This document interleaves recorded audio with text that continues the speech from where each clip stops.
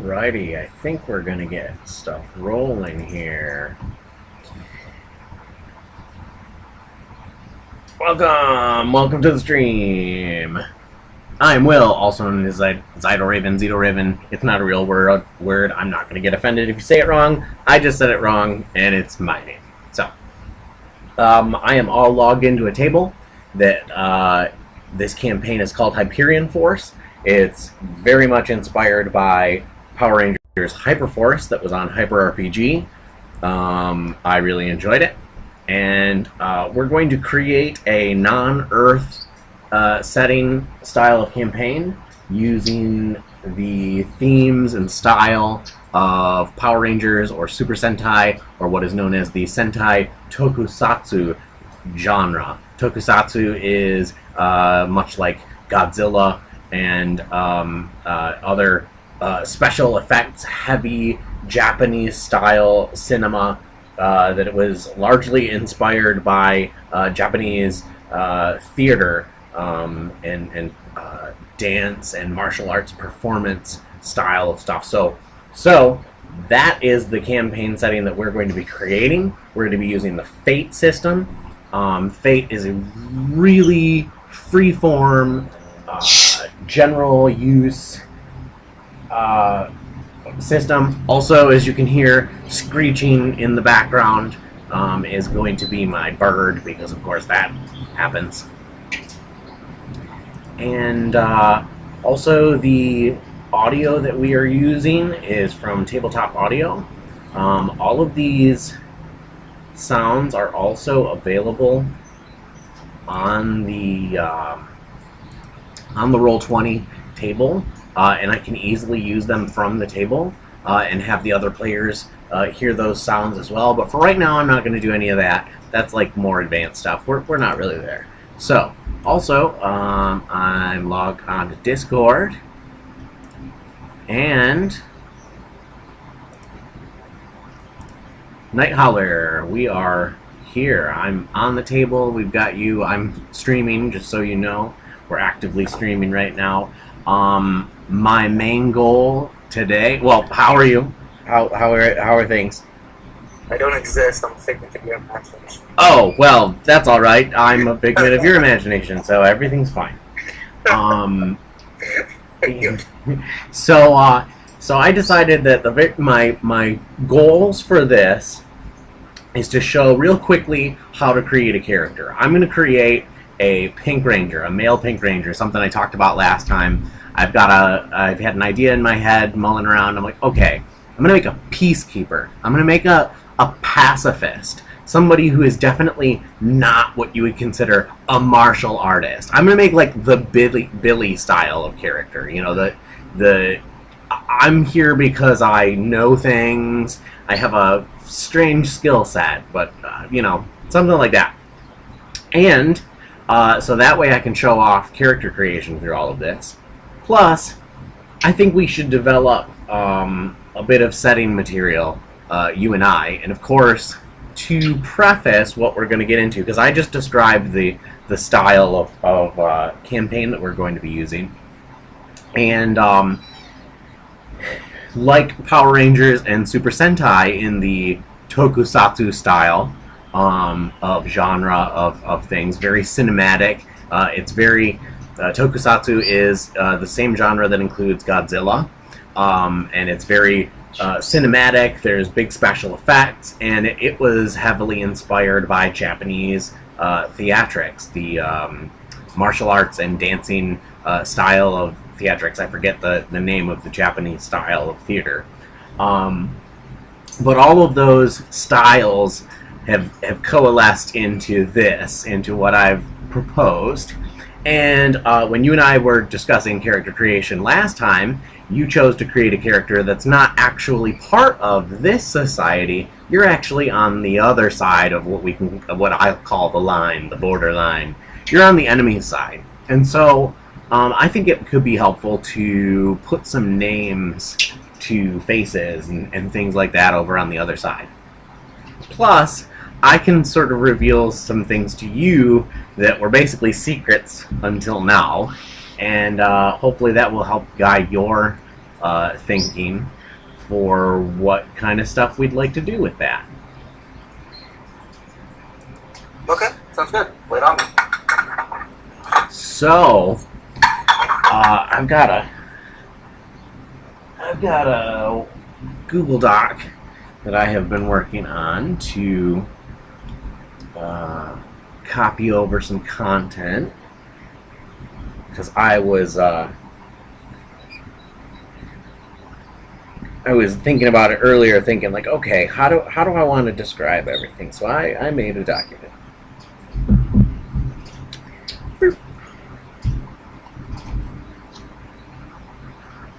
I'd love to know what it is that people, including you, think of every time this silly bird over here makes noises. What it sounds like on the other end of the microphone. I think he's hilarious. Well, what it sounds like over here, it sounds like a squeal. You know what? When you're driving your car for a while and your brakes have gone so bad that they start squealing. Yeah. That's what it sounds like. You hear that, little bird? You're squealing brakes.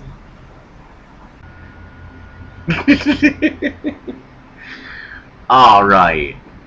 I'm opening up that document now, and I'm gonna copy and paste this into the handout that I've already got working, the Hyperion Force in the Galaxy. And actually, oh yeah, this part I am. And from the stuff that we put together, I'm gonna make a different handout that's information about the Imperium. Imperium Infernus is what I'm going for, I think. Imperius Infernum? I don't know. I don't know what I want to call it. And to be entirely honest, none of the names of anything that I have named is set in stone. If you want to make suggestions. Try to think of a name for the Empire, essentially. Yeah. I like the word Imperium. Like, I love that.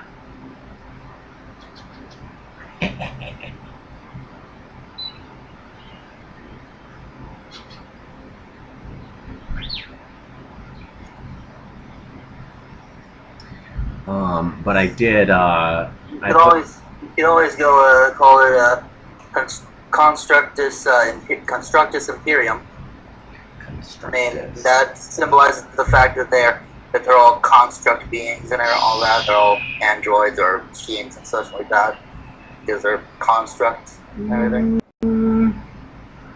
Some of them are just really mutated or enhanced, you know, physically, chemically enhanced. Augmented might be a better word. This might not be opening for me. Here we go. There we go. So, yeah, you and I have already just discussed all of this. I've got it written down as the Imperium Infernus.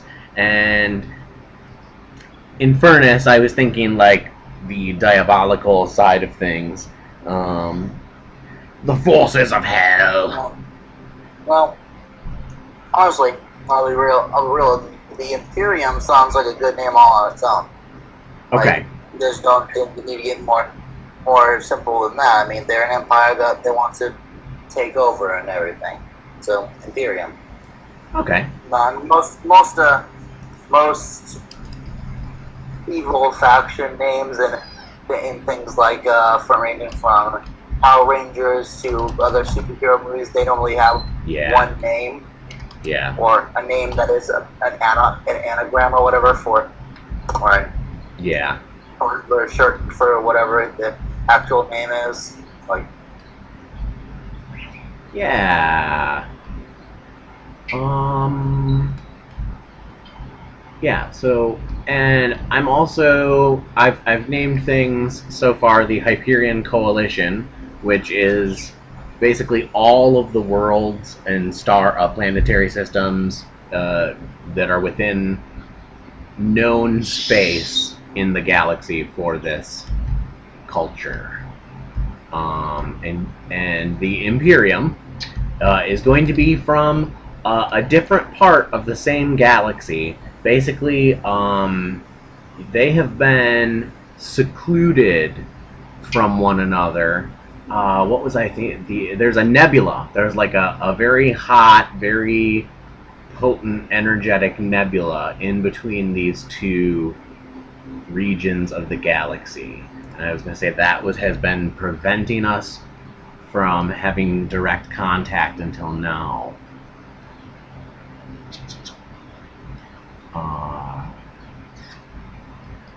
And I'm just adding in some more information about our setting here. No problem.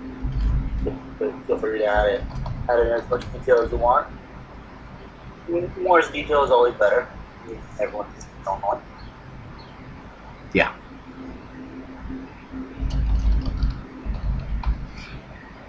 And do you have a name for your character? Yeah, John, designation JVJ24601.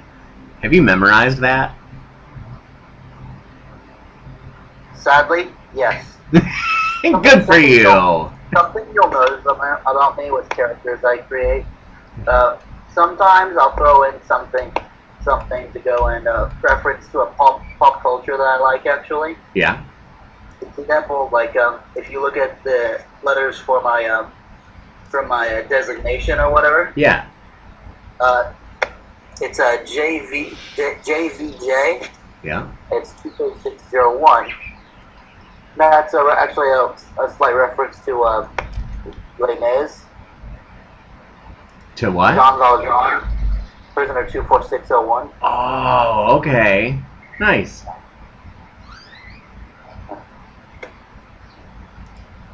Nice.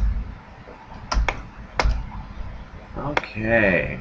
And I'm also adding in... Okay, so in Fate, we use aspects. And these are like descriptive statements. Descriptive statements that can be used mechanically in-game. You can tag an aspect in order to benefit from it. So if we were doing something and you wanted to make a skill check, and one of the aspects for the coalition, well, you're on the enemy side, but let's say you were on the home side. You were one of the people here in the Hyperion Force coalition forces, and you wanted to tag the aspect technologically advanced society. Okay, and so maybe you're like working on something and you want to put something together, and you're saying, well, yeah, but we are a technologically advanced society. That's an aspect from the culture, so it would be a free aspect to be able to tag it, and that would just give you I believe a +2 bonus, maybe just a +1 bonus. Let me I'll have to look at how the Fate stuff works. It might be a +1. In any case, you can tag a whole bunch of aspects, and there's no maximum number of aspects that you can tag. For some aspects, you might have to pay a fate point. If you're familiar with Starfinder, we'd be using resolve points over in that. And I haven't really talked about how, in this video, I haven't really talked about how I'm going to include concepts from Starfinder, but you and I have talked about that, and that is definitely something that I'll be using to help inspire me.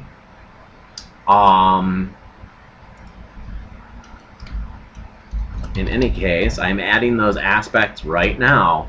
Technologically advanced society is the first one. Second one is space-capable starship crafts with conventional and non-conventional anti-gravity drives.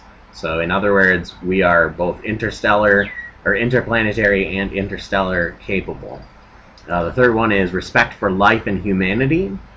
Fourth one is keep the peace among the allied worlds and systems above all else. 1, 2, 3, 4, 5. The fifth one is every world or system has a central academy. And so I put that in as an aspect because a lot of times, because I was describing the academy as this centralized academy concept with you, and I feel like that's basically like a resource pool of experience for any character that grew up in the coalition. Like if you are part of the Hyperion Force, if you're part of this citizenry, you went to an academy, and the academies are a centralized testing, training, and educational facility within a world or within a close-knit system of worlds or moons or colonies or things like that. And the last one, which really isn't going to come up right now very much, the last aspect is no widespread use, exposure, or understanding of magic, mysticism, or the supernatural. So basically, they're very technologically advanced, but their scientific understanding kind of precludes them from having any understanding of magic, mysticism, things that are very important to the other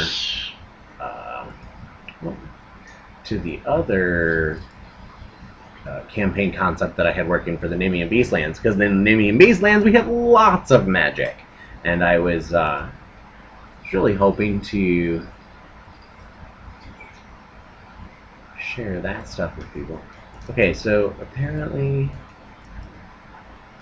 for some reason I'm not. Because I'm joined in as a player right now, and I did that for a good reason actually. I'm joined onto the table as a player and not as the GM. But luckily, I was still able to edit the Hyperion Force handout. So now if you look at that, at the end of that handout, there's a section that says Hyperion Coalition, and I just tried to put together that summary of all the things that I just covered, and the aspects are down at the bottom there. So those aspects could be used by anybody who is part of the coalition forces, part of the good guy side of things.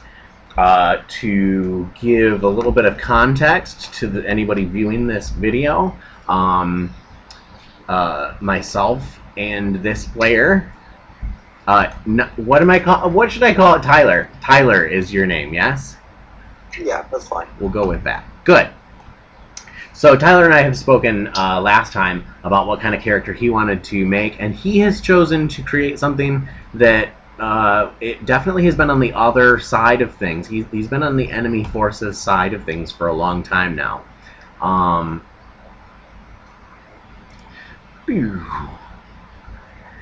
So you and I are actually going to be talking a lot more about the enemies and figuring out how much of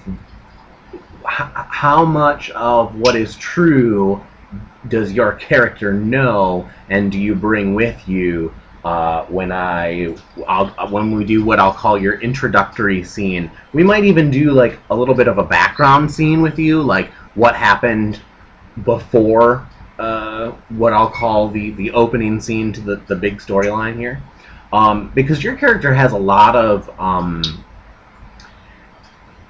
you have a lot of good ideas working into what you've gone through. You started off as a regular human, or a very humanoid type of race. Yeah, it's a regular human, but eventually something happened causing my family to, or some of my family to go and be sent to a place where the Imperium was, and because of that, Imperium saw, oh look, there's these squishy people. Let's make them into robots. Essentially, I was the only one that didn't die after painfully being forced to get mechanical augmentations and everything.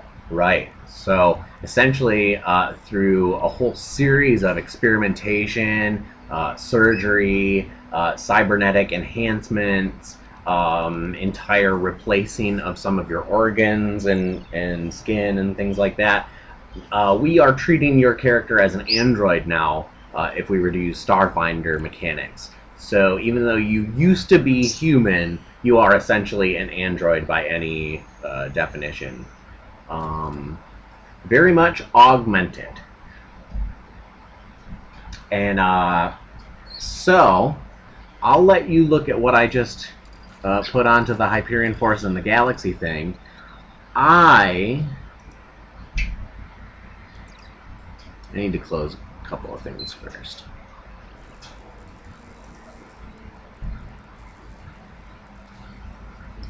All right. So I've got the Fate SRD open, and I'm just going to go to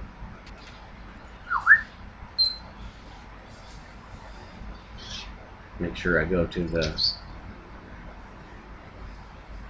very front page. I'm going to throw this into the chat so that everybody's got the link there.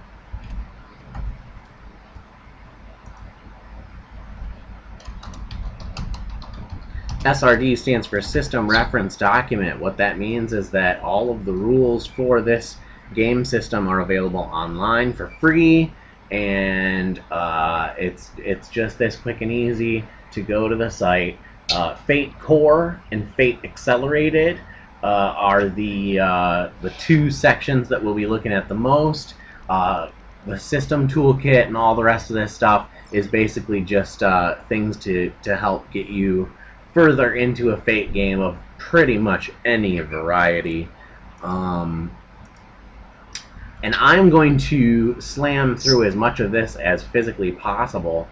Let's go to Fate Core, and let's start with the basics. This is the very first page, very first section. Trust me when I say we can slam through this. Welcome to Fate. If you've never played a role-playing game before, well, then you're probably the wrong audience. So essentially, players work together. The GM and the players work together to figure out how the setting comes together and how characters work into the setting. Everything that the characters choose becomes part of the campaign that I create from it. New to Fate, for veterans, blah, blah, blah. What do we need to play? Well, luckily we have a virtual tabletop. So we have all the things that we need to play on this tabletop. You need between 3 and 5 people. Today we're going to go with 1 player and 1 GM. I can do that. I'm an advanced game master. I've been doing this for years. We're going to do that. A character sheet, 1 per player, and some extra paper for note-taking. In this case, we have virtual character sheets. On the Roll20 page, it has the whole setup for it. Tyler and I went over the character sheets last time on looking at them, and we've got on there a section where you use the Fate mechanics, and then like a more generic biography information kind of thing. Fate dice, at least 4, preferably 4 per person. Fate dice have essentially a plus, a minus, and a blank side. 1s and 2 is a minus, 3 and 4 is a blank, and 5 and 6 is a plus. A plus is a success, a minus is a failure. Successes and failures cancel each other out. Also, we use Fate points. Everybody has a number of Fate points, so they recommend using tokens to represent Fate points. We can use poker chips, glass beads, anything. So the other thing that's very helpful is if we had paper things, we'd be using index cards. I'll be using handouts to show the different aspects of things like the setting itself, the coalition forces that we're the setting that we're creating from them, and with Tyler's character, John JVJ, he's going to be creating aspects that are kind of a mix. You're going to have a background in the enemy side of things, but coming into it, we're definitely going to try and make your character a good guy. That's the whole purpose of this, is to create heroes and not just villains. All right, let's move on. Honestly, yeah. The worst my character might get is he might get like an anti-hero type of vibe, but he is most definitely a hero. Because here's the thing about him: he doesn't necessarily like the people he's working with. He's just doing what he has to do in order to survive, essentially. Right. You were traumatized by the enemy. It's cool. That's part of how this works. Is our good guys are very much a pretty society. It's clean. It looks good. It's nice. They respect life and humanity and animals and things like that. The enemies don't. It's not pretty. It's gritty. It's gruesome. They use living things like resources, like any other substance in their industrial concoctions. So, yeah, if you've survived that, then you've been pretty much traumatized, and yeah, it's cool. I get the anti-hero concept for you. You did a good job with it. So, uh, as with any role-playing game players and game masters, you're either a player or you're a game master. I prefer the term storyteller as opposed to game master, but the person running the game is me, the person who tells the story about everybody who isn't the player characters and how that story comes together. We also, and this is kind of cool, Fate makes a point to say both players and game masters also have a secondary job. Make everyone around you look awesome. Fate is best as a collaborative endeavor with everyone sharing ideas and looking for opportunities to make the events as entertaining as possible. And I think that's a great point to make. Also, my bird is just full of it. Alright, the Fate character sheet includes aspects, skills, stunts, stress, consequences, and refresh. I'm going to go through these kind of quickly.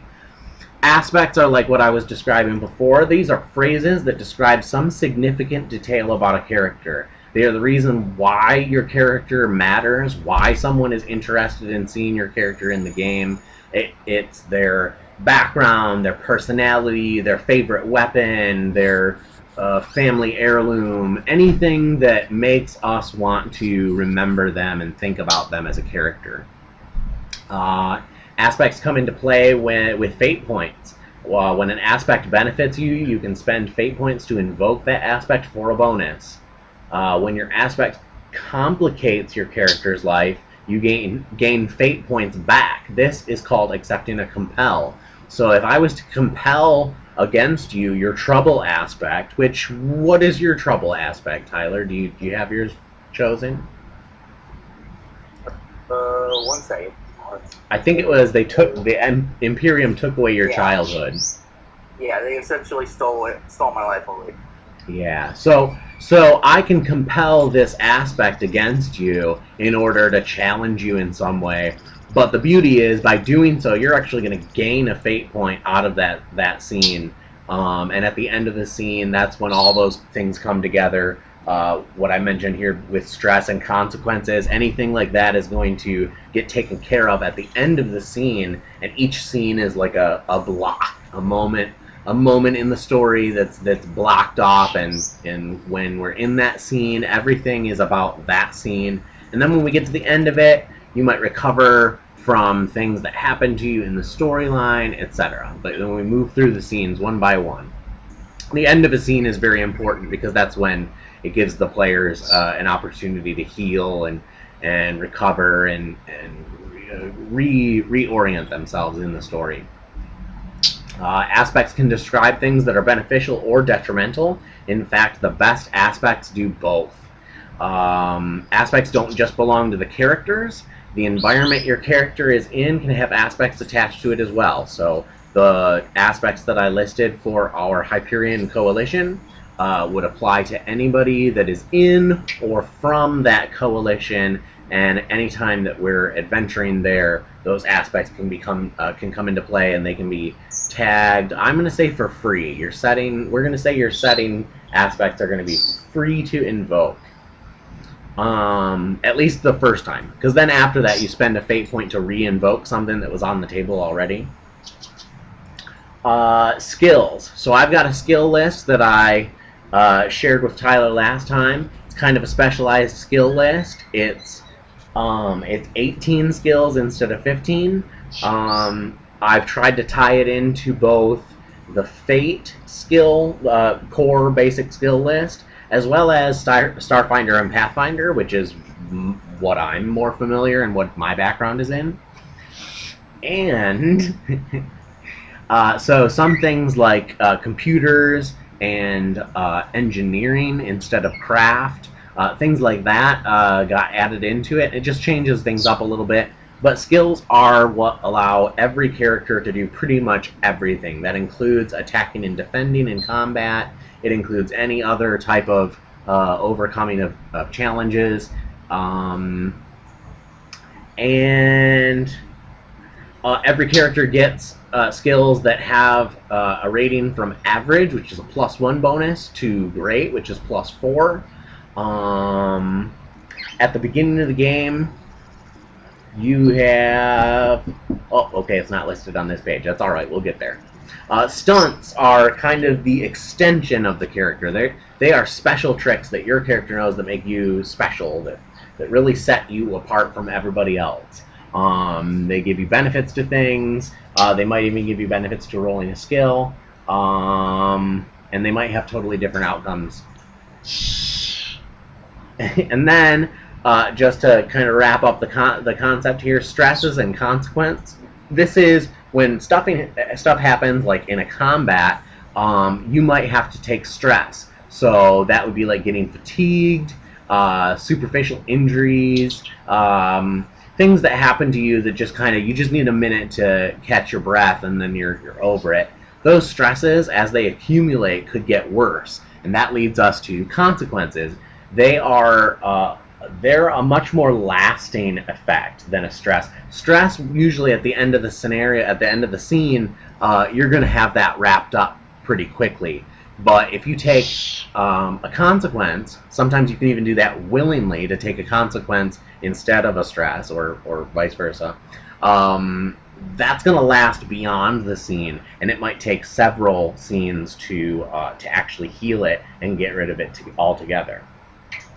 So every time you take a consequence, it puts a new aspect on your sheet describing your injuries. Unlike stress, you have to take time to recover from a consequence, and it's stuck on your character sheet in the meantime, which leaves your character vulnerable to complications or others wishing to take advantage of your new weakness. Everybody gets fate points in every scene, and your refresh is the number of fate points that you get back automatically. I will also award fate points for doing really cool things. I will award fate points for using teamwork in such a way that benefits the group. The themes behind Power Rangers and Super Sentai are very much teamwork and overcoming differences in order to work together as a whole. And so those kind of things, I'm going to be rewarding extra fate points as well. So, Tyler, having described all of that, does that help you understand things for that? Do you have any other questions or anything? No, I'm good. I mean, I've been reading most of this material, and it looks pretty easy to understand. It is, yeah. I mean, that's once we've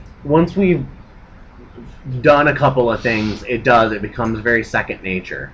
And so just moving on through here, taking actions, you can essentially, most of the time when you're rolling a skill, you're doing it in order to overcome an obstacle, a challenge, something that usually I call them skill checks, because in Pathfinder or Starfinder, that's what you're doing. You could also do these, do a skill roll in order to create or unlock an advantage. So in other words, let's say you're getting ready for some event that's about to come up, and you want to make sure that you're prepared, so you roll a skill check in order to give yourself an advantage, and it's going to give you a +1, or it might even give you extra things if your stunt is included. You might have to spend a fate point, but essentially it's probably going to boost you up.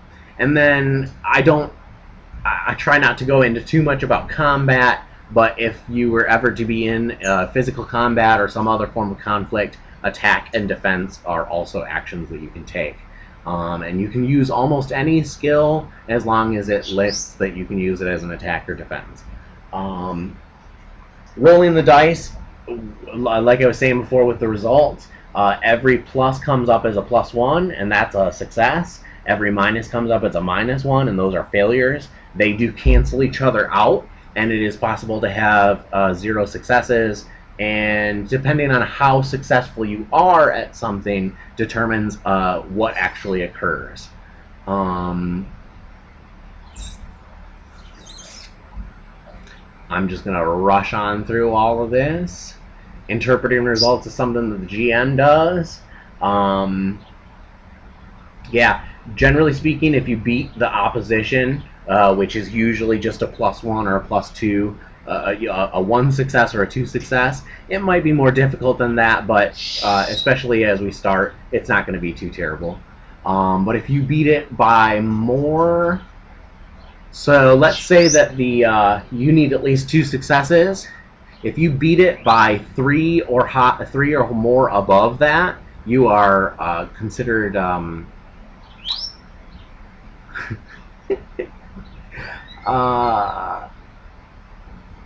It's called. Oh God, I was just looking at it.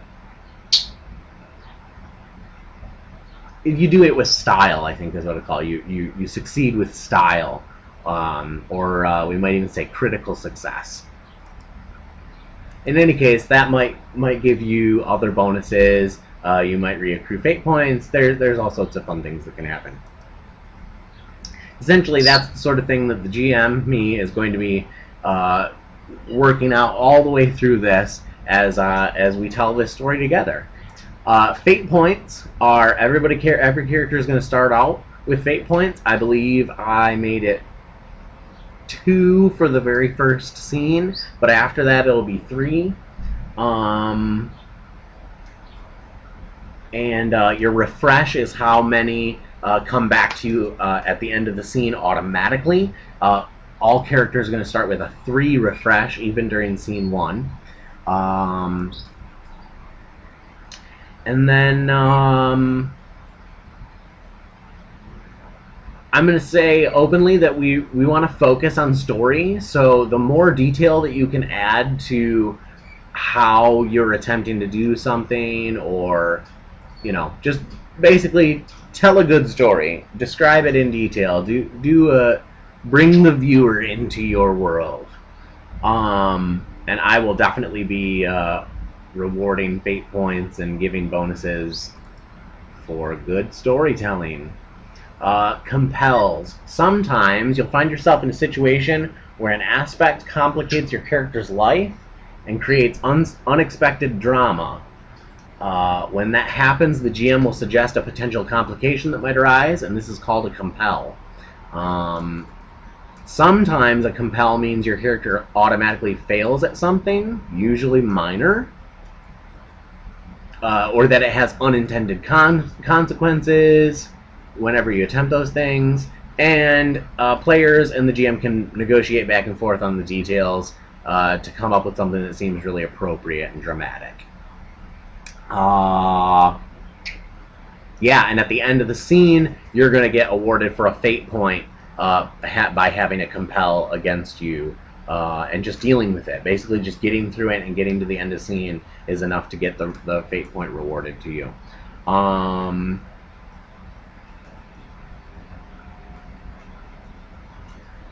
Okay, yeah, moving on. We're going to go to start playing. Character creation is going to be... we're going to do a lot of fast character creation, because a lot of this is just what sort of character do you want to play. Your high aspect, your high concept is basically your most important aspect. This is who you are and what you're all about. So we're creating the game right now. This is going to be a lot of just repeat.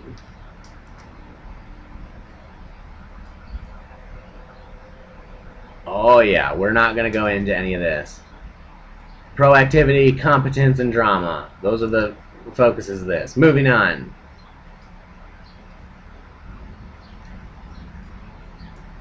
Setting up your game. That's what we're doing right now. Tyler and I have been doing this for several sessions now.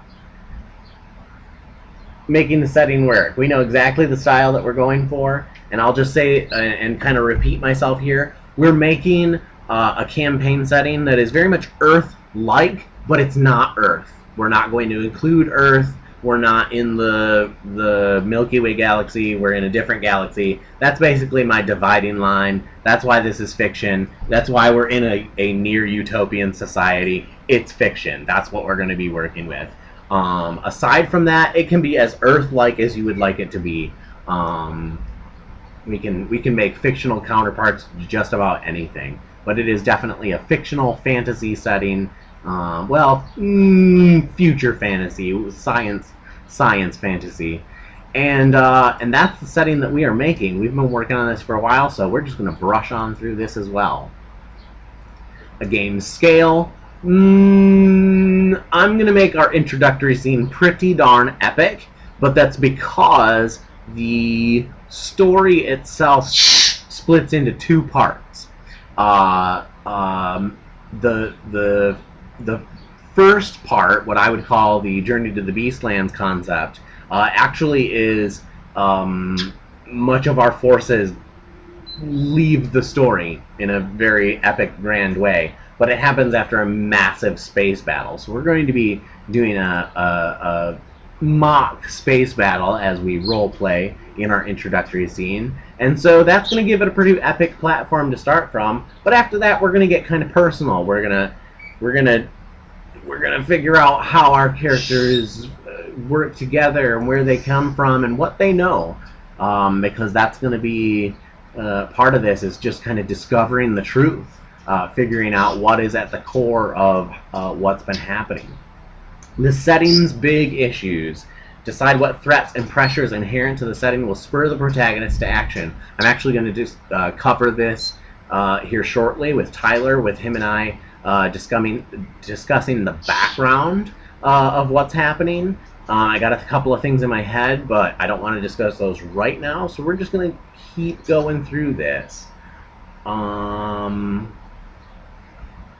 Yep, nope, I'm just going to pass right on through this because we're going to get back to it later. Faces and places. Well, the main faces are always going to be your player characters. Tyler's creating a player character. I'm creating an NPC that will act as a player character. And I've got a couple of NPCs. That stands for non-player character. I've got a couple of NPCs working in the background. Those NPCs are not going to be very much related to Tyler's character, and in fact I'm going to be working with Tyler on making some of the enemy NPCs a little more detailed. And we'll make some names and come up with some crazy concepts for our horrible mutant tyrants, cybernetic mutant tyrants. Make characters. Every player is going to make a character. That's what we're doing. We're moving on. Alright. So when a character makes, or when a player is making a character, they're going to come up with aspects, and those are, as we discussed before, your biggest one is going to be your high concept. That's just describing who you are, what you're all about, in as few words as possible, but telling as much of the core kernel of your concept. And then a trouble aspect. That's something that is, it's something you're working through. It's something that gets to you, that pushes your buttons in some way. It gnaws at the core of what you're all about. And so with Tyler's character, because he was on the enemy side of things, his is that the Imperium took his childhood from him, and that's a powerful thing. It can both motivate a character and it can hamper them. It can be something that comes out of nowhere as a problem that they weren't seeing coming.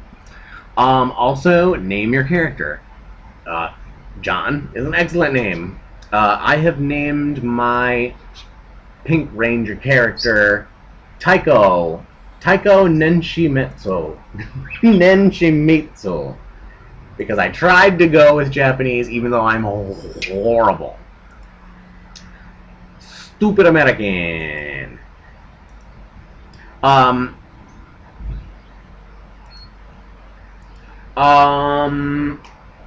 So the other thing that we can put together as an aspect is when I have multiple players, you can have an aspect that is just a description of how your characters came to be.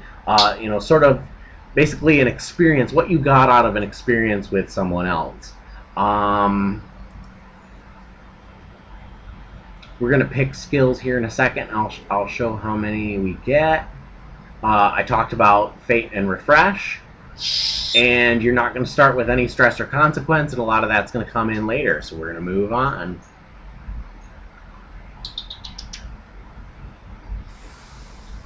Any questions from you, Tyler? Anything you want to throw in? No, I'm just listening right now, listening to you explain stuff to them. Cool. Pretty much all about it. Cool, yeah, and I am rushing through all of this stuff because it's stuff that you and I have talked about. The viewers out there can read through this. It's a lot of good information, just about how to come up with ideas about how your characters may have met, and pick your character skills. All right, so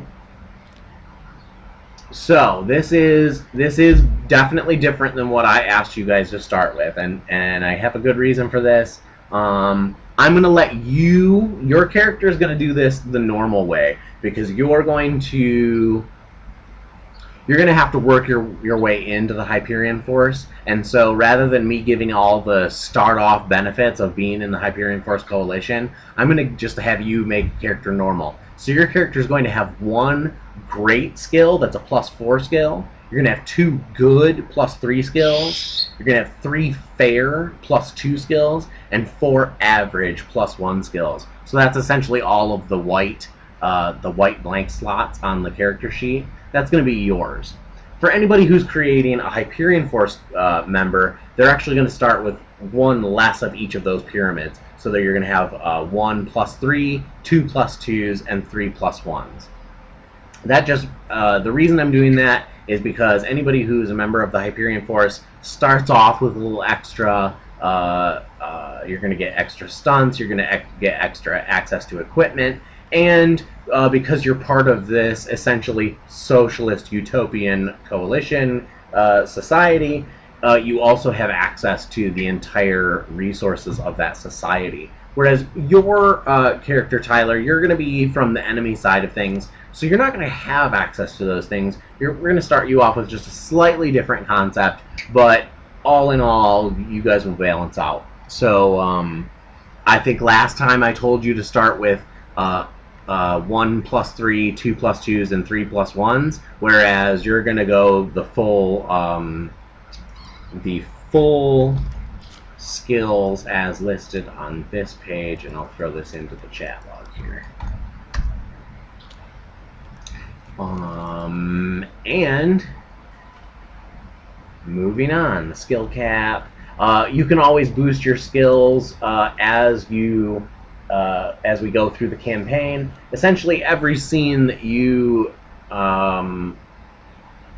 go through is, at the end of it, you're going to receive benefits that are a like level advancement in a different game system. Stunts and refresh. Pick or invent 3 to 5 stunts. I'm going to have Tyler make... Yeah, this is exactly what I wanted you to do. You can get 3 stunts for free. You can take more stunts by lowering your refresh. Everybody starts with 3 refresh. If you lower it to 2, you get an extra stunt. If you lower it to 1, you get an extra 2 stunts. And that's how that works.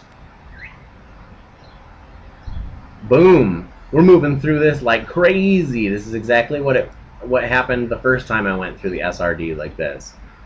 Like, you know what? I know what that means. Moving on. Stress and consequences. This is going to come up during gameplay, so we might come back to this and refer. Essentially, instead of taking damage or things like that, we're taking stress, and consequences last longer than a scene. All of those things are tracked on our character sheet, and we'll get to that later. Boom! You're all set. If you've got those things, you've created a character. Hey Tyler, do you have those things? Oh yeah, I've had most of those things since last time we created a character. Holy monkeys, it sounds like you've got a character.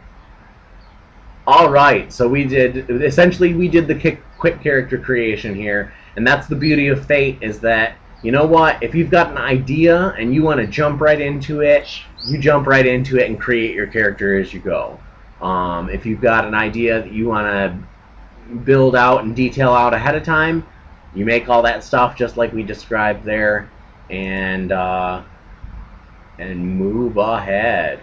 Do you have your stunts all picked out, or Because I don't think I knew exactly what I wanted to give you last time. But yeah, I'm for sure. I ended up getting the 3 regular stunts instead of the thing. Cool. And so each of these skills, sorry, not to interrupt you, but each of these skill that are described, whoops, sorry, I clicked on something I shouldn't have. Each of these skills that are described in this list here, by clicking the plus sign, you can get all that list. Each of these skills lists a series of example stunts on them, and that's what I recommended that Tyler look at to create stunts for his character. And they give you an idea of how powerful a stunt can be. And so Tyler has already chosen 3 stunts that work for him. What were the ones that work for your character? Okay. So the first one I chose was the mind games. Yeah. Essentially, what it does is you can when you make a provoke, which was used to make a mental attack on a person. You can use your deceive instead, as long as you have a clever lie as part of the attack. It would be a sort of thing like saying, "Oh, that's a pretty lover you have there. It'd be a shame if something happened to them." Even though you don't know if they actually have a lover or not. Sure. It's just messing with their head. Mess with their head. Get them thinking and questioning. We'll have some intrigue happen in this. All right, so that was mind games. What are the other ones you got? The second one I got is called shot. During a shoot attack, I just said a face one condition I want to click on the target. The example he gives is shot in the hand, and if I succeed, I can place a situation aspect on them in addition to getting them to stress. A good example would be, oh hey, you don't want to kill this person, you just want to cripple them. So I'm gonna shoot him in the knee. Nice. Yeah, and that would add a serious. Would that be a stress or a consequence? Does it say? Yeah, it says hit them to stress. Yeah. And I can with something like that, the amount of stress, like 1 stress or 2 stress, if they can take that, they can take it. But if they've already taken stresses, they might not be able to take that, and that would make a consequence. That's just that level of danger to each scene. Also, just to state for the campaign in general, just because you get taken out of a scene doesn't necessarily mean you're dead. It just means that you're no longer able to participate in that scene, and that happens at the very end of severe consequence sort of stuff. So, all right. So, and then what was your third stunt? Third one I have is eavesdropper. Essentially, on a successful roll to create an advantage by eavesdropping on a conversation, I can discover or create 1 additional aspect, but it does not give me an extra free implication. Okay, cool. Yeah, that's cool. I like that. All right. So, in other words, we've made choices. We did a lot of stuff. We made aspects. You've got the number of fate points that you have. So we're going to start with 2 for the very first scene. Well, you know what? Yeah, we're going to give you 2 for your first scene, and we might do some background role play with you to get your character started and working on things.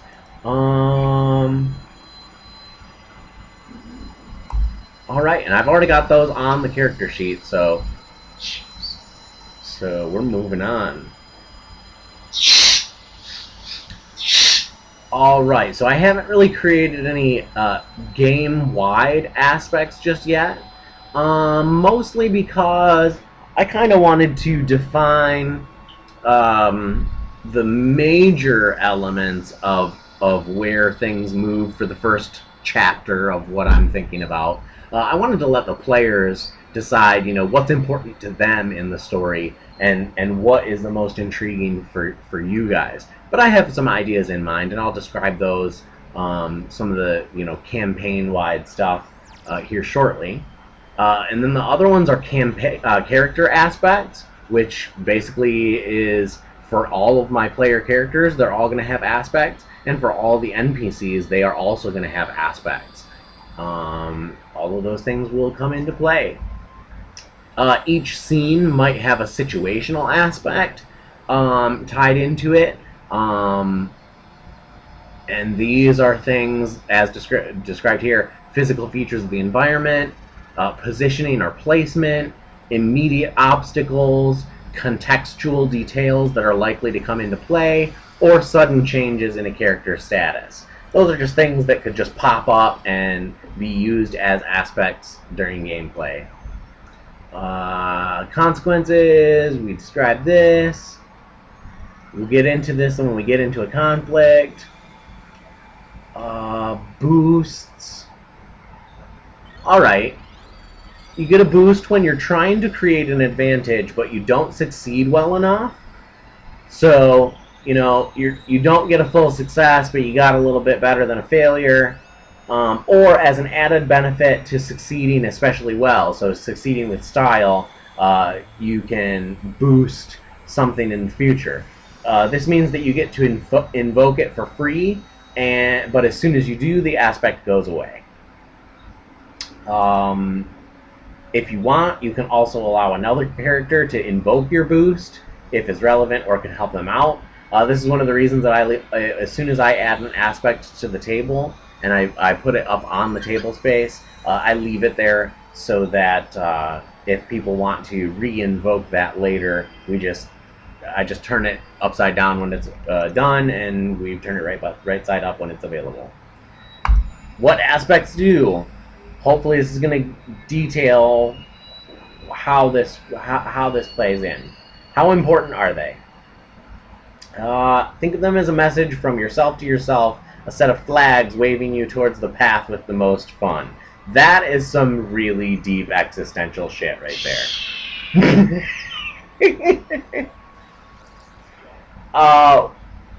I'm going to make aspects that are beneficial for the scenario in general, helping to describe the relationships between characters, NPCs and PCs alike.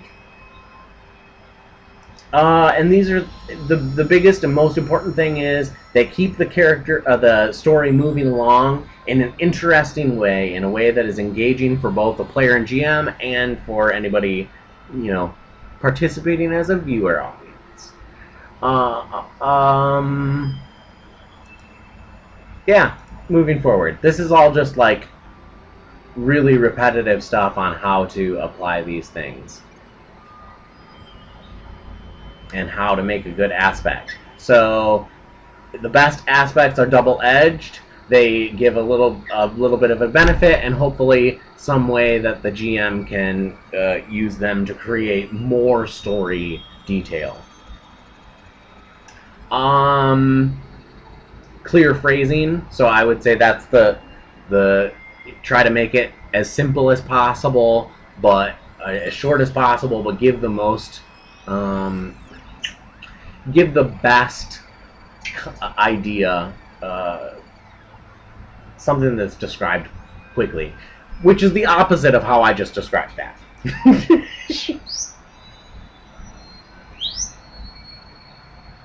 Also, if you create an aspect and you feel like you've gotten locked down into it, one of the things that happens is at the end of every scene, you have the option of changing different types of aspects on your character sheet, and that's another way that your character levels up, that you advance as the story goes on. Also, if you're not really sure what you want to do, let the other players and your friends help you decide. I'd say that's a good idea for creating character concepts in general. Invoking your aspects. The primary way that you're going to use aspects in the game is to invoke them. Where it's beneficial to your character somehow, and to do that you're going to spend a fate point, and you can choose one of these benefits. Take a +2 on your current skill roll after you've rolled the dice. So, yes, a +2 bonus is your standard benefit from invoking an aspect. So, If you invoke the aspect, the Imperium stole my childhood, and then you also invoke the aspect, you're in technologically advanced society, and if you also invoke an aspect because you're in a warehouse and it's dirty in here, you've just invoked 3 aspects, you've got a +6 on your roll. So that's a way that you're going to change up the story as you go by being creative, by using aspects in a creative way to tell that story, and to do that. Also, you can spend a fate point to re-roll all your dice. You can spend a fate point to do those things to pass the +2 benefit to another character. So that's sort of like aid another in Pathfinder Starfinder. And those +2 things are described in 2 different ways here, but it's still a +2 regardless. So that's the beauty of that is +2 bonus on any of the skill checks that you come up with after that. A free invoke here. You don't always have to spend a fate point to invoke an aspect. Sometimes it's free. When you succeed at creating an advantage, you stick a free invocation onto an aspect. If you succeed with style, you get 2 invocations. Some of the other actions that also give you free boosts. See, I hate when they say some and then they don't actually describe what those are. That's one of my problems. That's why I get lost in this sometimes. Like, oh, I'll come back to this. You can stick a free invocation on any consequence you inflict in a conflict. Oh, okay. So anytime you are creating a consequence on someone, you get a free invoke of an aspect out of that. That's how that works.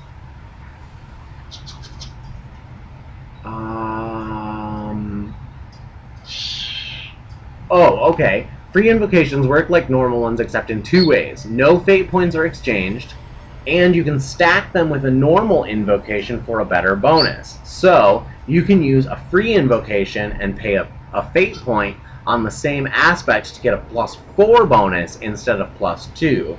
2 rerolls instead of 1, or you can add a +4 to another character's roll, or create it instead of +2. So, that's another way in which using a free invoke or succeeding with style is a way that you can get even better than better than better.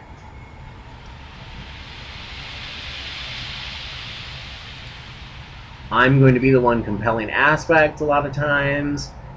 If you are aware of aspects of NPCs, you are able to compel them against others.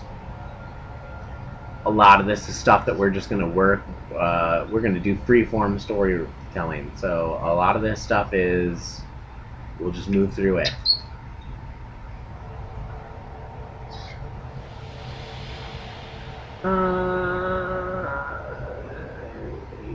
Yeah, good. A lot of this stuff is just like describing everything in detail, and whereas I think a lot of this is like, if you've played a role-playing game before, you know what you're doing. You're trying to succeed. If you don't succeed, sometimes you fail. Sometimes if you fail really hard, things happen really bad.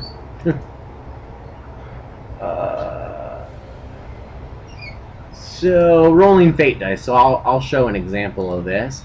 I've got a macro set up here that says Fate 46, and I'm going to roll that button.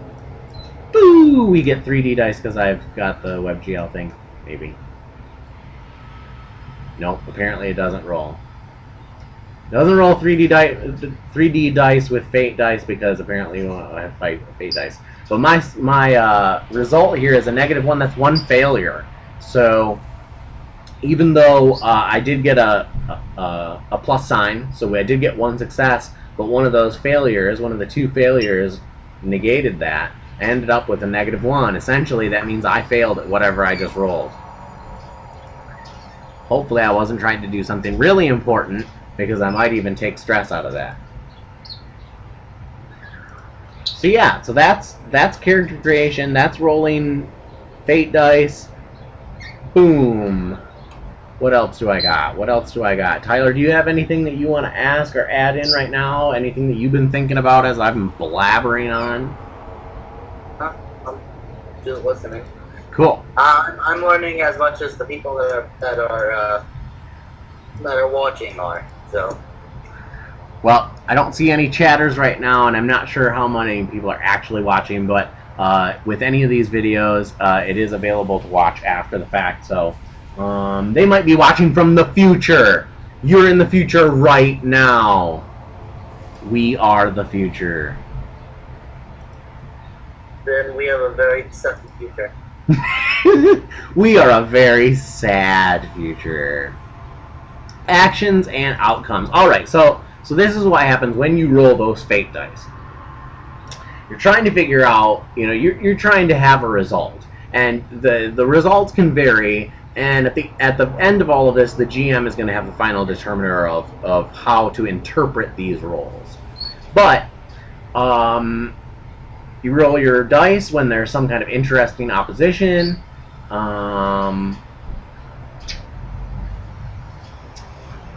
Characters in a fate game solve their problems proactively.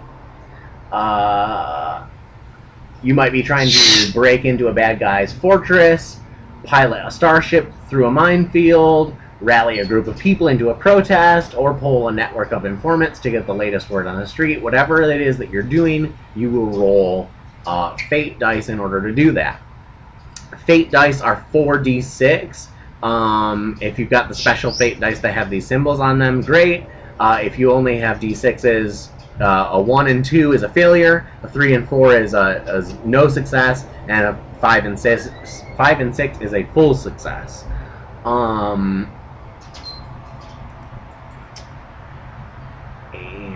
And you're gonna, when you roll, you're gonna choose a character skill that is appropriate. I've put descriptions of the skills that we're using so that hopefully those things that are pretty self-evident are already there. And then, of course, if you want to get creative with it, you can use them in more creative ways than normal. Regardless of how you roll them and what comes out, you're going to add those things together. Pluses and minuses cancel each other out. And you add your skill rating to the dice result. So if you, like with me, I ended up with 1 failure. If I actually have a +3 bonus in something, then I actually ended up with 2 successes, which is good. And if you invoke an aspect, add +2 to your result. So invoking aspects is something that happens kind of reactively. So usually, when you're trying to do something, regardless of what it is, I'm trying to do blah, blah, blah, blah, fill in the blank. I'm going to say, go ahead and roll 4 fate dice. And you can just roll those fate dice right off the bat, and then you could tell me, oh, I'm using this skill, that's my bonus for this, and I'm going to invoke this aspect because this is happening, and I am going to invoke this aspect from my character sheet. I'm going to pay these fate points, and you can do all of that on the fly. You can do it as you're making the decision. You can do it after you've rolled the dice. That's not a problem. You can do it beforehand, but essentially the best way to do it is roll those dice, figure out what's going on, and if you need to find bonuses, look for bonuses after you roll the dice. I find that that's the best way of keeping things moving forward. And what is the outcome of these things? Depends on if you're trying to do we call it opposition. You're rolling against an opposition. If you're against an NPC or some other factor, then that factor is going to be what determines how successful you need to be. Whereas otherwise, I might say you just need to get 1 success in order to do something. And that's the check that is necessary, or the opposition necessary for that roll. As it said in the basics, whenever you roll the dice, you're comparing your roll to the opposition. If it's active, meaning another person rolling dice against you actively, or if it's passive, meaning that it's just a set rating on the ladder, which represents the influence of the environment or situation in. It's my job as a GM to decide what the most reasonable source of opposition. So active opposition is probably just a little more difficult than a passive opposition. So I'm walking through the woods and there's a big root in my way.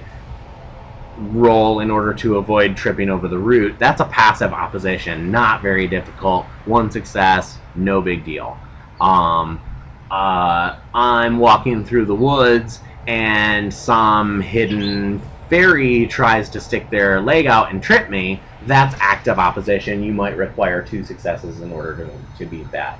Or, more appropriately, because we have if you roll fate dice, you might have a 0 result. No failure, no successes. If you're just walking through the woods and you're just attempting to walk over a root and not trip, having no successes would be perfectly fine. Whereas if a fairy is trying to trip you actively, having no successes and just a blank is probably not good enough. You might still be tripped. So, yeah, that's my interpretation of that. What are the 4 outcomes? This is what I was describing here: is succeeding with style, succeeding, tie, or fail. Alright. If you roll lower than your opposition, you fail. It means one of several things. You don't get what you want, you get what you want, but at a serious cost, you suffer some negative mechanical consequence, and sometimes it means more than one of those. And it's my job as a GM to determine the appropriate cost. If you tie, if your roll is the same as the opposition, you tie. This means you get what you want, but at a minor cost, or you might get a lesser version of what you wanted. So that's something that you and I discussed what it is that you were really trying to do, and you might not succeed as much as you wanted, or I might let you get what you wanted, but something minor happens in the meantime. A success is a full success. You've rolled higher than your opposition by 1 or 2 shifts, and this means you succeed. Succeeding with style means you have rolled 3 or higher than the opposition, and that's like, rolling really, really awesome. When you roll really, really awesome, it means you get stuff out of that. It might be free fate points, it might be an extra use of a stunt, it might be all sorts of fun stuff. And that's my bird's opinion of that. Yep. This is also the point at which I start talking to him and he starts reacting crazy. 4 actions. You're going to try to overcome, try to create an advantage, or in combat you are going to attack or defend. Those are the 4 actions in Fate. Boom. It describes them all in detail. I'm not going to go into that. Tyler and I have both read that. This is how quickly we can move through the SRD. We are at challenges, contests, and conflicts. I would say skill checks are what we would call challenges in this. Contests, same thing. And conflict is, in other game systems, combat. But really that could take a wide variety of forms. So in Fate, all of those things just kind of fall under a heading of overcome a challenge.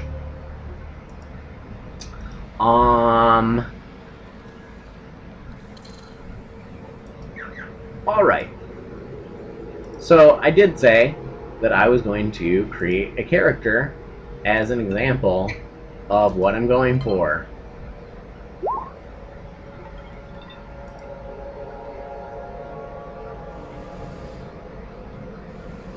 Hey, look at that. So dexterity. I was just testing out the skills. Yeah, no, that's cool. So dexterity-based fight, and you ended up with 4, and that is succeeding with style. So if that had occurred and you were fighting somebody, you not only succeeded at what you did, but you ended up with something extra out of that. Yeah, I gave because essentially I figure our characters are supposed to be like Power Rangers essentially. Mm-hmm. They're all supposed to be pretty good at martial arts. I decided just to keep most of my skills the way they are, and I just put fighting as the great. Cool. Oh yeah. Alright, so just to show off a character sheet here on stream, also I will tell Tyler what I mean here. But when you're looking at your character sheet, if you notice how in your skills, they're like they're separated where it's like the blank spot, and then the dice roller icon is like in between them. If you just go to the edge of that window and scale it out a little bit so that so that all of them are in a line, it actually saves you a lot of space, and it's a lot easier to look at when they're all not spread like double spaced. Alright, this is a fake character sheet. ID is your name. Call him Tycho. Refresh, everybody starts with 2. Refresh is 3. Everybody starts with 3. You start with 2 for the first scene. We can leave description blank, it's not really big a deal. The high concept is pretty much the same thing here. I'm going to say he is a pacifist, peacekeeper,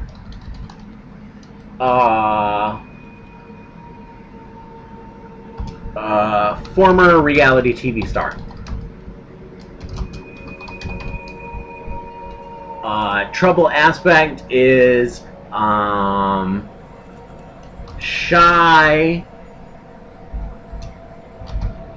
and he gets nervous around romantic interests.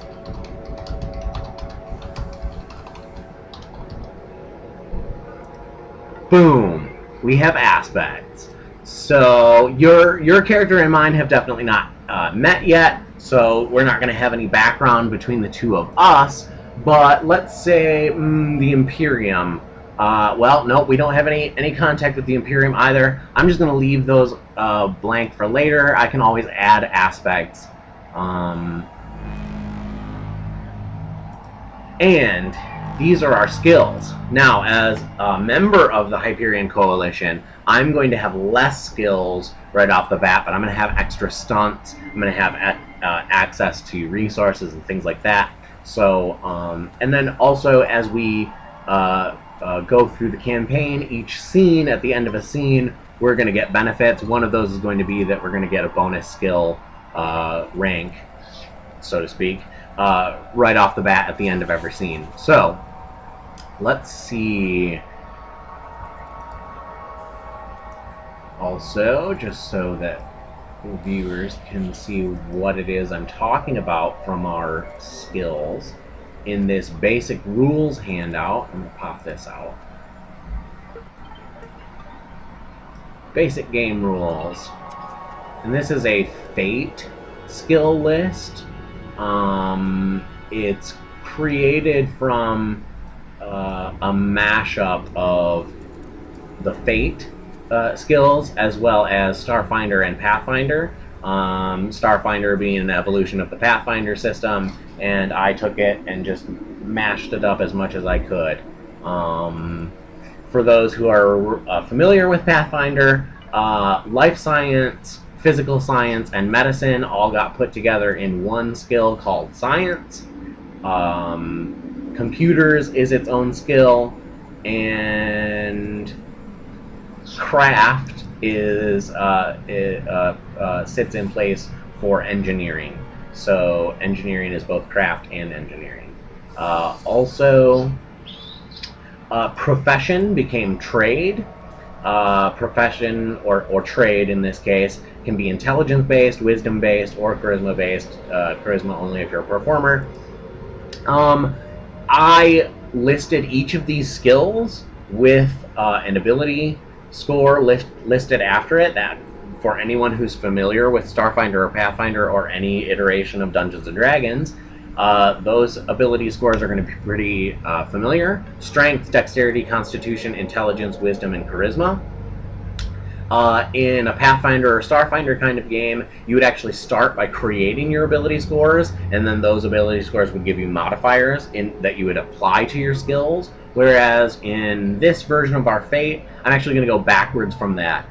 You're going to put your bonuses into skills that your character is good at, and for every skill, say for example, you have athletics as one of your skills. Maybe it's your +4. That means that you're going to get a +1 strength in general for every strength-based skill. You're going to get a +1 to that. So if you have athletics, fight, okay, let's just say you have athletics and fight, you're going to get have a strength +2 across the board. So if we're doing something in general and a skill of doesn't specifically handle something, I might say just make a strength check. Although most of the time I'll probably say in athletics, you might have to just use a strength bonus, and that is the number of skills that you have that are ruled by that ability score. That's a horrible way of describing that, but the point is, if you have one of your skills listed as great, good, fair, or average, it counts as a +1 to that score in general. Does that make sense for you, Tyler? Yeah, that makes sense. Okay, good. So, even though normally you'd choose your ability scores first, and then those would grant bonuses in other game systems, in this one, we're choosing skills, and from those, it's going to give you a general bonus to ability-based checks, if it ever comes up. Most of the time, I'm going to try and put everything that happens within the context of these skills. Like I said, most of the time you're not just going to make a straight strength check, you're probably going to use athletics, because in this, athletics is used for all of those kind of things. Combat maneuvers, brute smashing against objects, as well as climb, swim, anything that is physically based that you would think of an athlete doing. Those are the things that athletics covers. And so most of the time, if you were playing Pathfinder or Starfinder, anything that would be strength based is probably going to fall under athletics. Alright, I'm losing energy. It is 7:30, which means we've been doing this for an hour and a half. I feel like we've made some really good progress. I did not finish off this character, and I did not choose my skills yet, but I could start playing this character right now. That's the beauty of Fate, is just because you don't have things filled in doesn't mean that you can't play. It just means you start playing and fill things in as you go, depending on the choices that you make. I will fill this character in before my next stream session. I can easily tell you right now that my energy reserves are going low pretty quick, and I need to deal with this bird, which means I'm either going to have to take a break from this stream or shut it down here pretty soon. Regardless, Tyler and I have discussed choices that he wanted to make for his character. I think he's got a really good concept. Most of the time with a character like what you've described, I would be like, okay, I'm only going to let a really advanced role player do this. I would kind of test you, like kind of audition you a little bit. But I feel like the way you've described it, you know exactly what this character is about, and I feel like you could definitely do this. You've created what I would call an advanced character concept. I feel like it's pretty solid.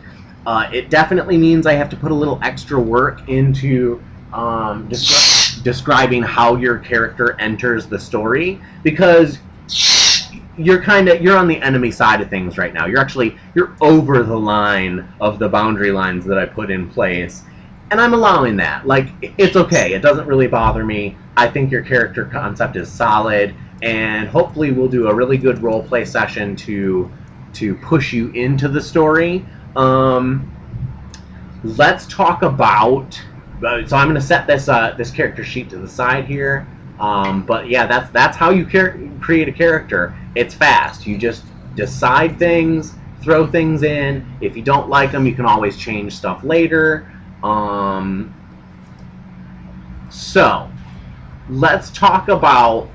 I'm going to ask you how it is that your character went from the Coalition worlds to the Imperium worlds. And I'm going to let you describe the details of this, but you already know it's basically like there's no going back, right? This isn't a two-way communication thing. This isn't a first contact scenario. This is you were taken away from your comfort zone, and it doesn't really describe the Imperium meeting the Coalition, right? Like it's not two societies meeting one another. It's an anomalous event where you crossed the line, right? So, you tell me how that happened. Okay, well, good idea I got right now is that maybe I was a kid at the time, so maybe I was helping out my father or whatever, and he was working with a partner to try to get some more advanced ways of getting around between the Coalition and everything. So like teleporters and everything. Okay. He was working on a teleporter device. Experimental starship drive, maybe. Maybe teleportation technology. Yeah, but yeah, something that's experimental, not really solid. Oops. They ended up going and turn it on to test it out and everything. A few ones were not added, a few twos were not divided, etc. And that caused the entire project to cause a massive shockwave. That it worked, it teleported us, just we had no fucking clue where we were. All we knew was there was like fucking robotic people and mutated things just surrounding us, laughing at how squishy and fleshy we were. Yeah. So, alright, so you wouldn't necessarily know what happened to where you left. You just went from one place to another. You were there, you were stuck. That is very much the central storyline that I actually had going for Journey to the Beastland. But that's a different line altogether. We are working on what I call Concept 2, and that is we're protecting the multiverse. We're protecting the time stream, and well, there's some funny things that are going to happen. Well, for one thing, we are the Coalition, the Hyperion Force Coalition, and that is comprised of a coalition of worlds and planetary systems around stars in the known region of the galaxy that we are in. And they believe that they know the vast majority of everything about inhabited worlds in this galaxy, but there seems to be a portion of the galaxy that's been off limits from them that they didn't really know about, or that was hidden or held just out of reach. And just on the other side of this nebula, very energetic terminus nebula in between these regions, on the other side of that is the Imperium, a growing force of tyrants, essentially, that also are scientifically advanced. They have advanced knowledge of chemistry and biology and cybernetics and robotics, and they even have starships. And they even have advanced starships that that could make it over to the Hyperion Force region, but so far have not. And they've been very much content to be where they are and to rule where they are, and to dominate that region. And they've done that very, very, very well. This Imperial society is semi-feudal in nature, so various warlords throughout time have created this society to what it is now, which is the strong rule over the weak. The intelligent rule over the non-intelligent. If you are a non-sentient beast, you are nothing more than cannon fodder, and the Imperium will use you as it deems necessary. Living creatures are not treated with any level of respect.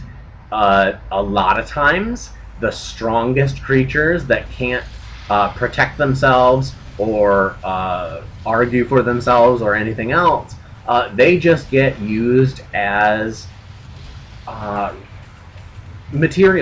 resource materials to create war machines.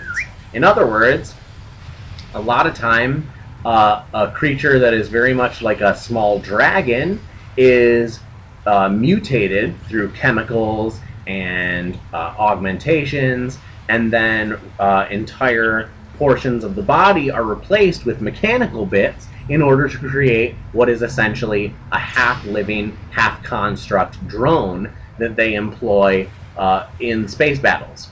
And that is a horrifying thing to look upon.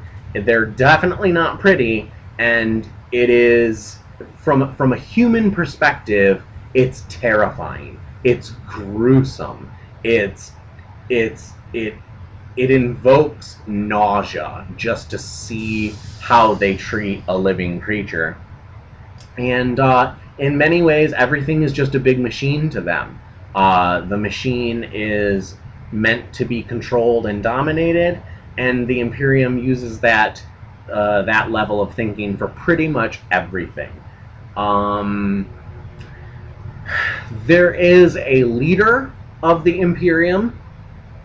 The leader is very intelligent, like super intelligent, but we're also going to say it's basically a big, giant brain with tentacles in a vat of briny liquid. And even though it's super smart, it doesn't move around, and it just uses everything else in order to do its bidding and control the system, this region of the galaxy. Most of the face of the Imperium, the visible side of things, are actually the generals and commanders and military forces of this interplanetary society. I haven't named a lot of things, and to give a little secret, and Tyler, this is the first time I've mentioned this to you, but I want to let you know to know where my inspirations come from. I was inspired to make the Imperium based on the bad guys from the series Dino Riders, which was a cartoon when I was a kid, and there was a whole lot of toys for it. The bad guys in that were called the Rulons, the Rulon Empire, and Lord Krulos was actually supposed to be the leader of the Rulon Empire. I'm going to make that character a general in this. There are various generals. There are many of them. Well, I don't know. I wouldn't say many, but there are several. There's more than one. And the generals are essentially the most powerful, second only to the Emperor, which is basically a big brain in a vat. Have you ever played Dungeons & Dragons, and are you familiar with the Illithid or the Mind Flayers, Tyler? Yeah, I'm familiar. Okay. Their leader is basically the Elder Brain, the big tentacly brain in a vat, and I was like, yeah, that's gonna be the Emperor of the Imperium. That works for me. I like it. It makes the best sense. It's ugly, it's nasty, and yet it's so smart. And are you familiar at all with Dino Riders? Like any of the character or story elements from that? No, I don't involve the TV show. All right. Well, it's not absolutely necessary. It's they're basically ugly. Okay, they're not pretty. They're not human. They're humanoid, but they're like animalistic. They're all based on animal elements. I see you, little bird. I see you.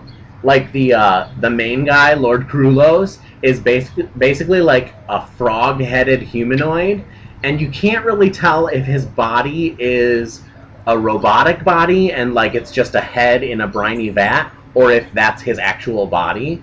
But it sort of looks like he could be just like a head inside of a robotic body, and he's got like a ugly mutated frog head, and it's like the his helmet is like a globe kind of thing that's filled with briny liquid, and so it's just great. It's very ugly. It's very nasty, and it's like it's the childhood version of the bad guys. It's like, oh, the good guys look all pretty and like humans, and the bad guys are really ugly and mutants, and oh god.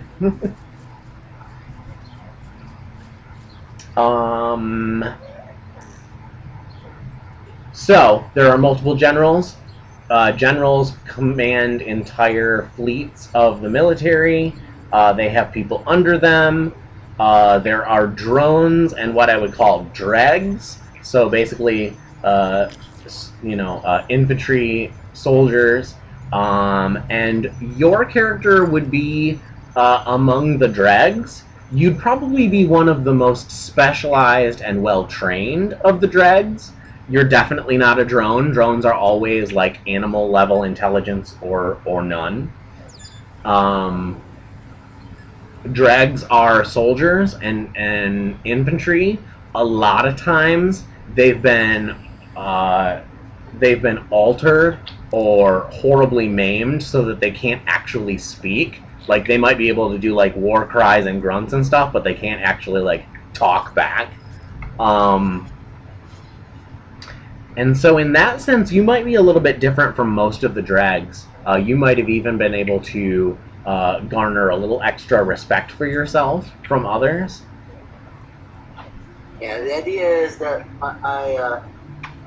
my character would essentially he'd know how to play the game, mostly. Sure. Yeah, because that's the thing. Their society is very simplistic. It's not difficult.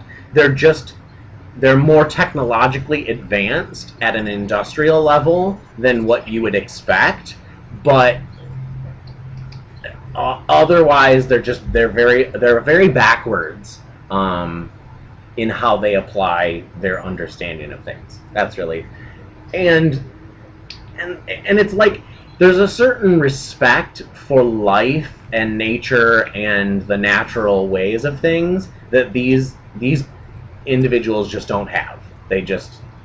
Everything is to be used. It's for the good of yourself or of the empire, but regardless, it's all there for your consumption.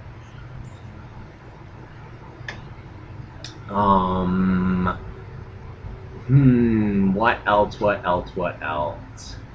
Technologically advanced. They have starships. We would say that their starships are in general not as good as the Hyperion Coalition, but definitely approaching that point.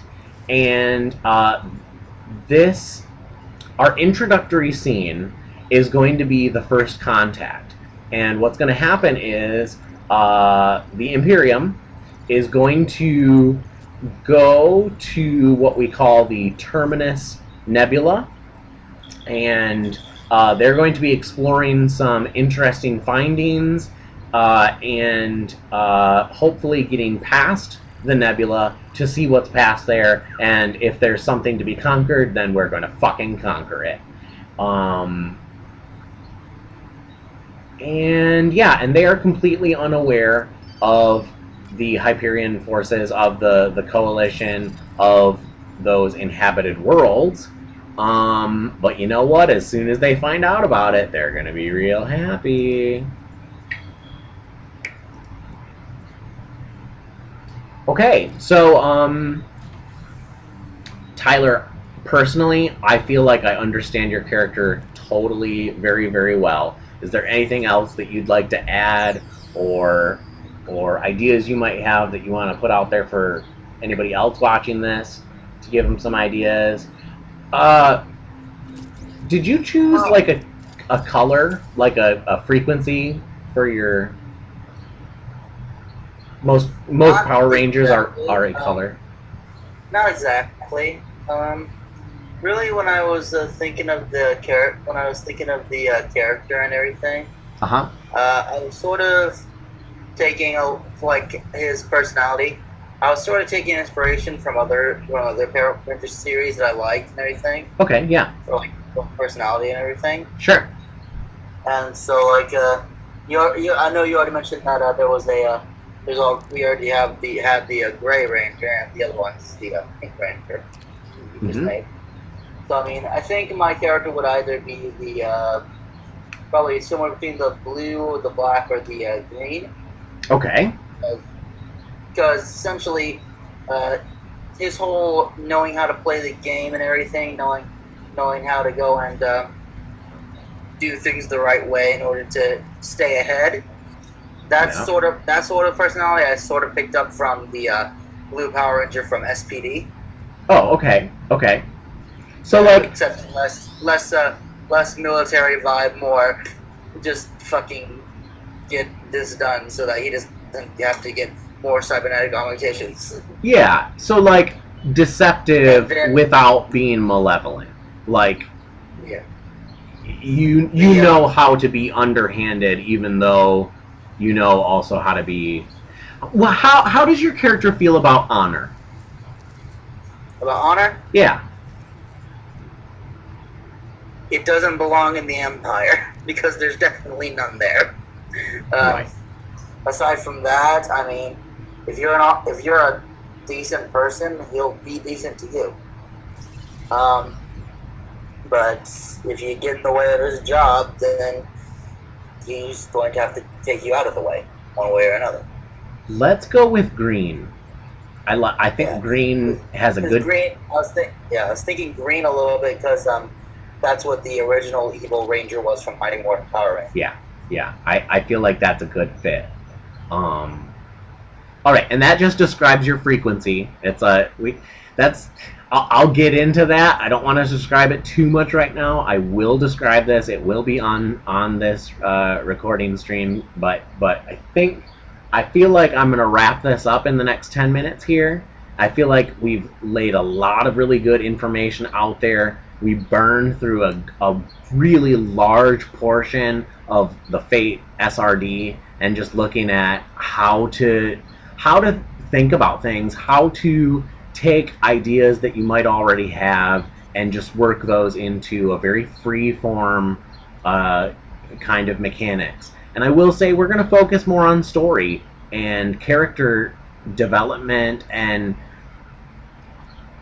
we might get a little bit meta and not be like in character as much, but I am going to have us thinking about things. I'm gonna make it so that the story is an unraveling mystery and a multi-layered thing. There's a lot going on here. We're going to start out with a huge first contact and a major catastrophe, and then you're probably going to get captured and you're going to be on the enemy side of things, from the enemy side of things, and I'm really looking forward to that session because I think that we are going to make a really good story element just with your character. So I'm looking forward to that.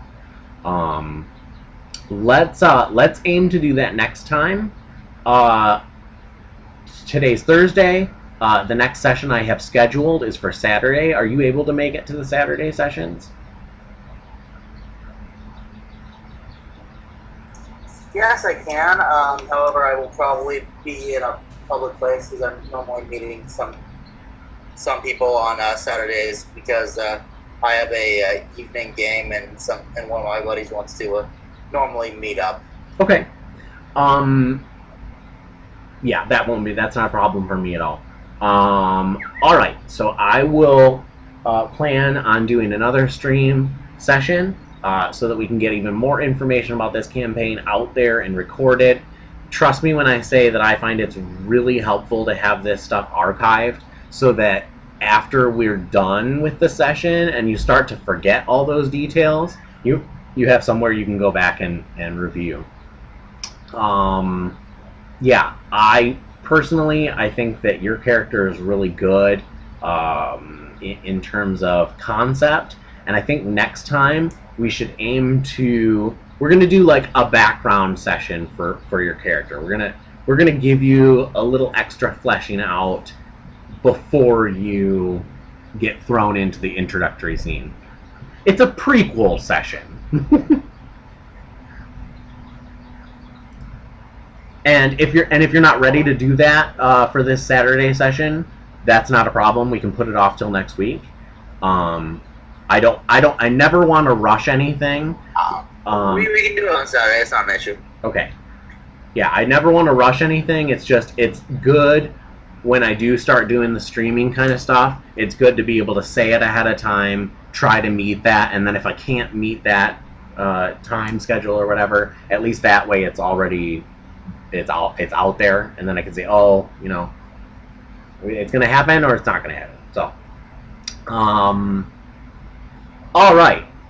Thank you, Tyler, for hanging out, for being on stream, for sharing your character concepts. Thank you to anybody who's watching this later. We're going to shut this down now, and we're going to get back into it. I'm really excited for Hyperion Force. This is a long time coming.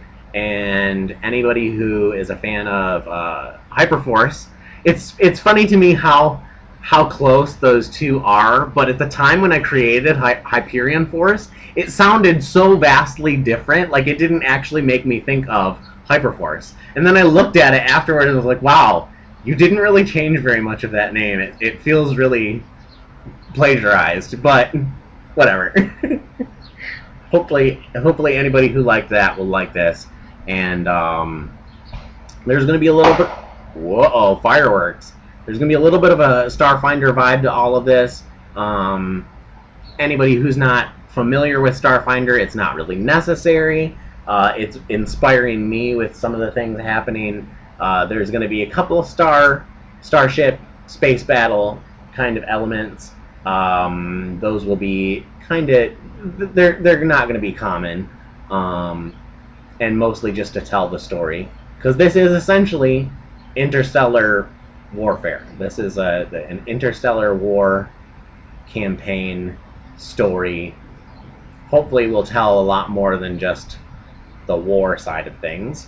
Hopefully we'll have some good character development and stuff like that. In any case, thank you so much for being here, Tyler. And I will see everybody later. I'm going to stop the streaming here.